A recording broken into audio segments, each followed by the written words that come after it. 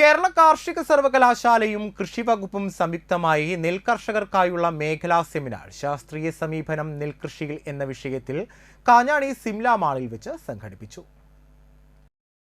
Call നിലങ്ങളിലെ നെല്ലുൽപാദനത്തിലുണ്ടായ ഗണ്യമായ കുറവിന് പിന്നിലെ കാരണങ്ങൾ മനസ്സിലാക്കുകയും ശാസ്ത്രീയ സമീപനത്തിലൂടെ എങ്ങനെ കോൾ കൃഷി കൂടുതൽ ലാഭകരമാക്കാമെന്ന ഉദ്ദേശത്തോടു കൂടിയാണ് പരിപാടി സംഘടിപ്പിച്ചത്. കോൾ കർഷക സംഘം പ്രതിനിധികളായ രാജേന്ദ്ര ബാബു, സുബ്രഹ്മണ്യൻ, മോഹനൻ തുടങ്ങിയവരും ADA quality control doctor Vival C, deputy director doctor Viji Sunil, Aswathy Krishna R എന്നിവർ സംസാരിച്ചു. മണ്ണുത്തി കാർഷിക ഗവേഷണ കേന്ദ്രത്തിലെ professor doctor A Latha, Vellanikkara കാർഷിക college associate professor doctor Berin Pathrose എന്നിവർ ക്ലാസുകൾ നയിച്ചു. ശാസ്ത്രീയ നെൽകൃഷിക്കായുള്ള പ്രോട്ടോകോളുകൾ കർഷകർക്ക് പ്രസ്തുത പരിപാടിയിൽ വിതരണം ചെയ്തു.